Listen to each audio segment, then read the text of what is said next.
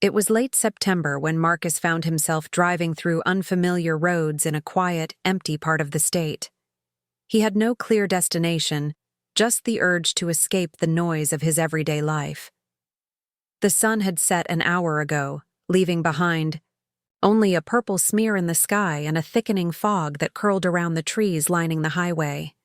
He'd been on the road for hours, and as the fuel gauge dropped closer to empty, he finally spotted a flickering neon sign that read, "Gas and snacks." The station looked old and forgotten, like it hadn't seen customers in weeks. The single overhead light buzzed faintly as Marcus stepped out of his car, the gravel crunching beneath his boots. Inside, the place smelled of dust and stale coffee. Behind the counter sat an old man with paper-thin skin and eyes that seemed to sink into his skull. As Marcus paid for a bottle of water and a bag of chips, the man lifted his gaze, a strange smile creeping across his face. "Headin' to the Carnival?" he asked, his voice raspy like dry leaves. Marcus blinked, confused. He hadn't seen any signs for a carnival. No posters. No people. "What carnival?" he asked. The old man only chuckled softly and said, "You'll see," before turning his eyes back to the small black and white TV playing some forgotten Western. Back in his car, Marcus shook his head and pulled back onto the road, thinking it was just a weird encounter with a local. But after driving just 20 minutes more, something caught his attention in the distance. At first, he thought it was just a reflection in the fog, but the closer he got, the clearer it became. Bright, colorful lights swirling and spinning above the trees. Faint carnival music floated through the night air. An old tune played on what sounded like a rusty calliope. The lights called to him, and though his logical mind warned him to keep going, his hands turned the wheel on their own. He followed a narrow dirt road through a thicket of trees until suddenly he emerged into a clearing. Before him stood a full carnival, rides spinning, game booths glowing, food stands steaming with popcorn and roasted corn. It looked like something out of a different era, like a traveling show from the 1950s had been frozen in time. Yet everything was working. The Ferris wheel spun slowly, its lights blinking in soft patterns. The carousel turned, its painted horses bobbing up and down to the music. The laughter of people echoed in the air, but as Marcus parked his car and stepped out, he noticed something strange. None of the people seemed to speak. They walked in pairs or small groups, silent, their faces blank or twisted into permanent smiles that didn't reach their eyes. He wandered in cautiously, drawn by a strange mix of fear and fascination.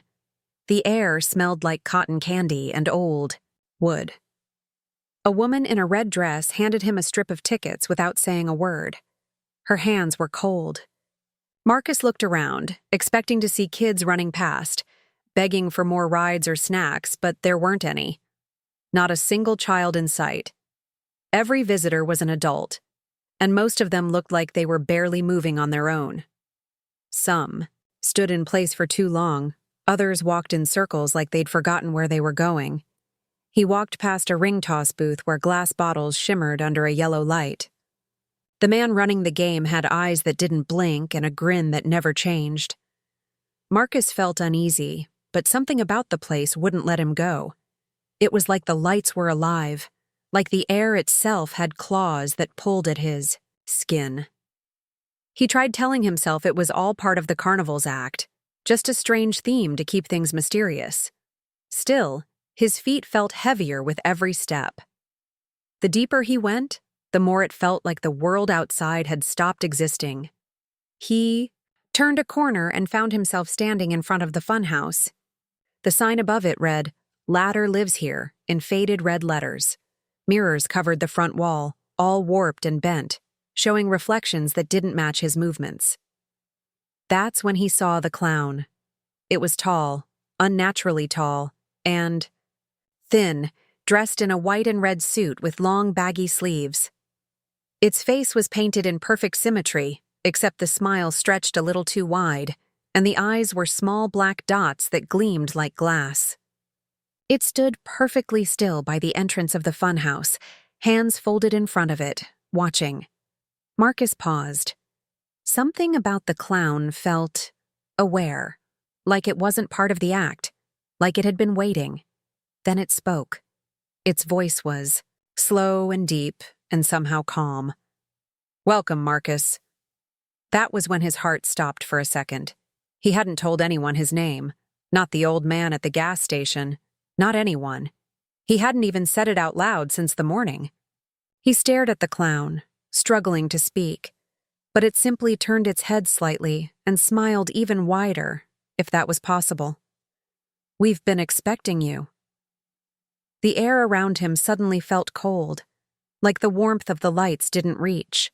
Where he stood, Marcus took a step back.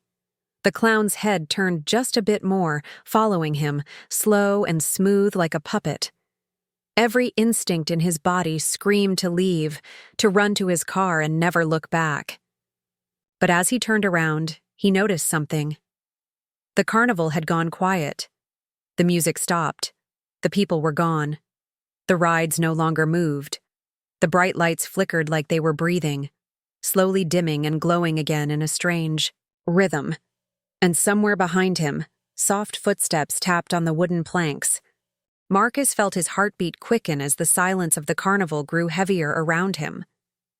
The clown had spoken his name. It was something he couldn't ignore, something that tugged at him from the depths of his memory.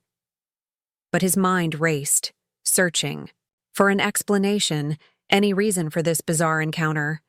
The carnival was supposed to be a fun, strange stop on his journey. But now it felt like something far darker, something he had stumbled into without realizing the danger. He stepped backward, glancing around, but the laughter of the crowd, which had once filled the air, was gone. No longer could he hear the squeals of joy from the carousel or the faint sound of a calliope playing. The world had gone still, as if everything had turned off at once. The clown hadn't moved, yet it seemed to draw closer, its eyes following Marcus with unsettling precision. Those tiny black eyes seemed to pierce through him, as though they knew everything about him, his past, his regrets, his fears. The air felt thick, like it was pressing down on his chest, forcing him to stand still. Every instinct told him to turn and run, but his legs wouldn't cooperate. The carnival felt like a trap, and he was already caught in its snare. The clown's smile didn't fade, its lips stretching unnaturally wide, and it tilted its head slightly, as though savoring Marcus's fear. It spoke again, its voice smooth and almost comforting, which only added to the unease. "You've been waiting for this," it whispered, its breath coming out in a slow, deliberate rhythm. "You just didn't know it yet." Panic clawed at Marcus's throat, and he fought to move, to tear himself away from the clown, but his feet felt glued to the ground. His gaze flicked around the carnival, searching for any sign of normalcy, any escape. But nothing was as it seemed. The Ferris wheel still turned, but now it moved too slowly, its lights flickering like the eyes of some great monstrous creature watching over him. The food stand stood empty, the brightly colored tents abandoned. No one was there. No one except for him and the silent, ever-watchful clowns who had begun to appear at the edges of his vision. They moved in the shadows, just out of reach, yet always too close. Marcus turned back to the funhouse, his heart racing as a new wave of dread washed over him. The clown hadn't moved, but its presence was heavier now, looming. The thought of the funhouse, the mirrors, the warped reflections made his skin crawl. Something told him that he should leave, that this was a mistake. But the carnival seemed to whisper to him, drawing him back toward it, pulling him deeper into its grasp. A soft sound interrupted his thoughts, the distant tapping of footsteps, light and measured. The clown had moved.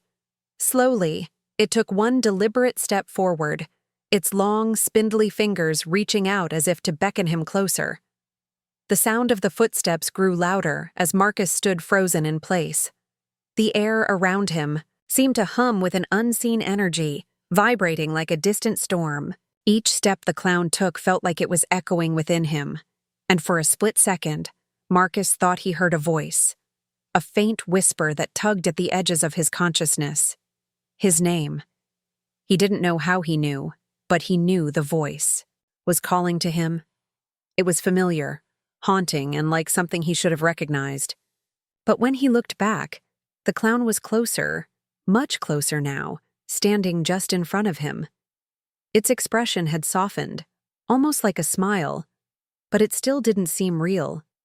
It was the kind of smile that people wore when they knew a secret. You didn't? When they had power over you and were content to watch you squirm. The clown's eyes glinted, black and endless. "You shouldn't be here," it said. The words sent a chill down Marcus's spine, a shiver that spread through his entire body. How could the clown know that? Wasn't it all just an act? Wasn't this carnival just a show, a spectacle meant to entertain? But now, it felt like a dark performance where he was the star, and the audience had been replaced by twisted figures with hungry eyes. In that moment, the carnival no longer felt like a carnival. It wasn't fun or whimsical. It was a maze of confusion, a labyrinth built to trap him, a place where time didn't exist. His mind raced, his thoughts spinning. He had to leave. But how? He looked around again, his hands trembling. The exit. Where was it? He couldn't find it. There had to be an exit. The rows of tents had all blurred together. The winding paths that had once led him to the rides now twisted into impossible angles, turning back in on themselves, forming a maze that stretched out forever. Panic rose in his chest like a tidal wave. He looked back at the clown, but it was gone. Vanished. Had it ever really been there? Had it been part of the illusion? Marcus shook his head, trying to make sense of it all. But the harder he tried, the more the carnival seemed to melt around him. The distant sound of footsteps echoed in the quiet, and his heart skipped a beat. This time, they weren't soft. They were heavy, purposeful. He spun around, and there, standing in the distance, were more clowns, at least 6 of them, all staring at him with that same unsettling smile, those black eyes fixed on him like they were the only thing that mattered. They were not moving. Toward him, not yet. But they were waiting. And Marcus knew, deep down, that they were waiting for him to make a move. He was the one on trial here. He was the one who had to choose. A cold sweat broke out across his back as he looked from one clown to another. They weren't acting like performers anymore. There was no laugh track, no music to accompany their movements. They were predators, and he was the prey. With every heartbeat, the distance between them seemed to shrink. The carnival itself was alive, and it was closing in on him. He could hear the faintest of whispers again, the voice growing louder, clearer, until it seemed to come from every direction. "You've been waiting for this," it repeated. Marcus's breath caught in his throat. The sound of footsteps was louder now, closing in fast. The world around him felt like it was caving in. Panic surged. He ran. He didn't care where. He just ran, his legs pumping, heart thundering, the clowns following behind him, their laughter now rising into a strange, discordant melody that echoed all around him. He didn't know how far he ran, how long he had been running, but the carnival seemed to stretch forever. Everywhere he turned, he saw more faces, more clowns, more shadows, more whispers. The entrance was gone. The lights grew dimmer with every step he took, until everything around him was swallowed in a deep, suffocating blackness. The deeper Marcus ran, the more it felt like he was trapped in an endless loop, the carnival folding in on itself with no end in sight. Each corner he turned seemed to lead him back to where he had started, the twisted pathways curving around, and around until everything blurred together in a kaleidoscope of flashing lights, rustling tents, and warped laughter. His lungs burned from the exertion. his heart racing with the pressure of panic building up inside him. The smell of stale popcorn and burnt sugar lingered in the air, but there was something else beneath it. A sickly sweet stench of rot, of something decaying. The carnival seemed to feed off his fear, growing darker and more oppressive with every step he took. The eerie music had returned, louder now, distorting in a way that made his skin crawl, like the sound of a music box played backward. Behind him, he could hear footsteps, rhythmic and heavy, following him. But when he glanced over his shoulder, there was nothing. Just the flickering lights and empty tents. Then, without warning, a loud screeching sound tore through the silence. A door to a nearby trailer slammed open, and out stepped one of the clowns, its painted face obscured by shadows. This one was taller than the others, its body too thin, its limbs unnaturally long. It moved with an eerie fluidity, like it was gliding just above the ground. Its eyes were bigger than the others, wide and hollow, staring into Marcus with a cold, unnerving intensity. Before Marcus could react, another clown emerged from behind him, blocking the path he had tried to take. Panic surged through him like a tidal wave, and he spun around, only to find yet another figure. This one, a woman in a tattered dress, her face a grotesque mask of painted smiles and dark, hollow eyes. The figures closed in on him from all sides, circling slowly, and the air around him seemed to constrict. The ground beneath him vibrating with a heavy, suffocating energy. His breath came in short gasps as he stumbled backward, his legs weakening, feeling the weight of their gaze pressing into him from every direction. The carnival's lights dimmed further, leaving only a faint, eerie glow that illuminated their faces with a sickly hue. The clowns' smiles remained fixed, like they were carved into their faces, and the longer Marcus stared, the more their grins seemed to stretch, twisting into something far darker and unnatural. He tried to move, to scream, but his voice caught, in his throat, paralyzed by an unseen force that gripped his body. The ground beneath his feet trembled again, and the faint sound of a whistle reached his ears. It was soft at first, like a breeze, but then it grew louder, like the whistle of a distant train, something coming closer, something that was inevitable. Suddenly, the laughter erupted from the crowd, sharp and manic, echoing from all corners of the carnival, the sound vibrating through Marcus's chest. He felt the weight of it, like the carnival itself was laughing at him, mocking his every move. The clowns didn't move, but their eyes seemed to follow his every action. Desperation clawed at Marcus's insides. He had to get away, had to find a way out of this nightmare. He reached for the nearest tent, hoping to slip into it, but when he touched the fabric, it felt wrong. It was like the tent was made of something far thicker than canvas, something heavy and dark. It didn't move, didn't bend as he tugged on it. Instead, the surface seemed to pulse beneath his hands, as though the carnival itself was alive. His body went cold with fear, but he pulled harder, yanking with all his strength. The fabric tore open in a sudden burst, revealing nothing but an endless void inside, black, deep, and consuming. For a moment, he stood frozen, staring into the darkness, and then the void seemed to reach out for him. It was as if it called to him, urging him to step forward, to embrace it. The voices of the carnival grew louder, the laughter now more of a shriek, a cacophony that surrounded him from every direction.